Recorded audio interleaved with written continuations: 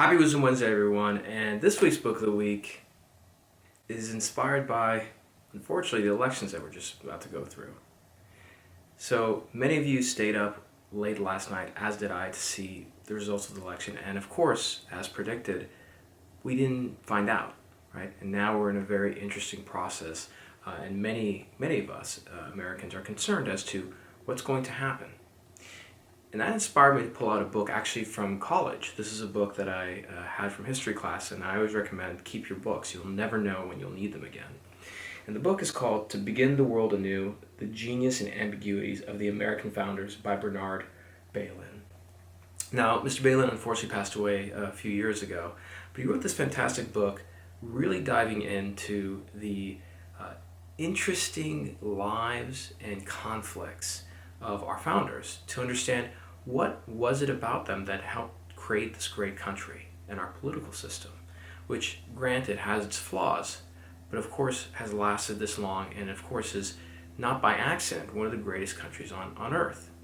And one theme that you'll get from this book, which is a collection of essays, and I highly recommend it, is that these were truly creative people, right? And through their rivalries, their fights, and their really hard times standing up to a world power back then in Great Britain, they developed this political system in our country.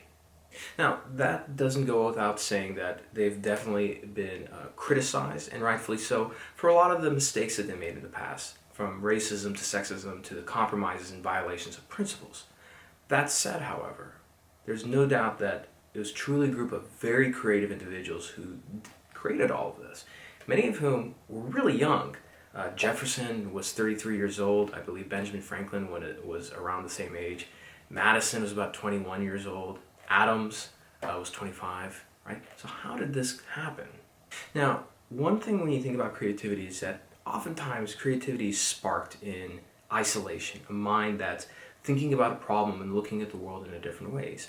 But that creativity does not amplify and scale by itself. It needs other minds to work with, to fight, to argue, right? And this is really a feature of America. Unfortunately, during a pandemic, it definitely hurt us. It doesn't matter who is going to be president. You can have God as president.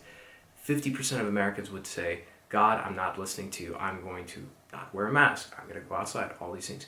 Again, that was unfortunate. But in reality, that's a feature of America, which is we stand up to authority.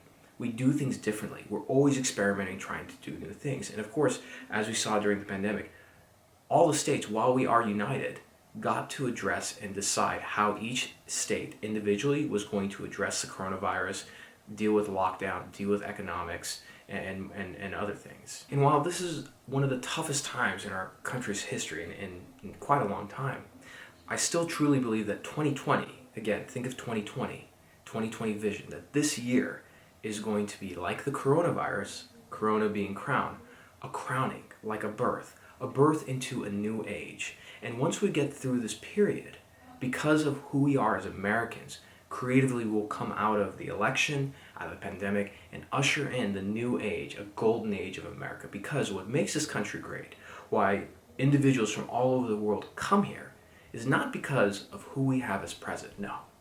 People come here because of what it means to be an American, what it means to take creativity, ideas, a little bit of rebellion, right? And do things differently, better.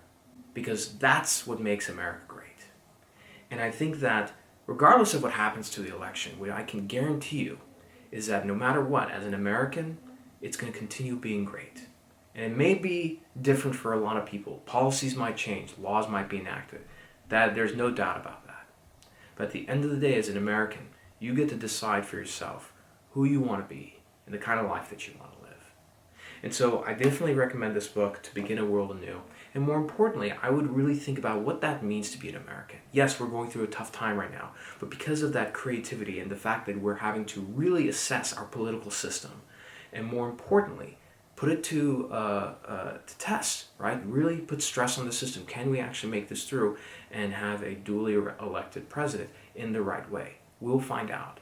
But I think at the end of the day, when 2021 starts, we will also usher in a golden age in our country. So that's the book of the week. Happy Wisdom Wednesday, and as always, I'll see you next week, and keep your head up.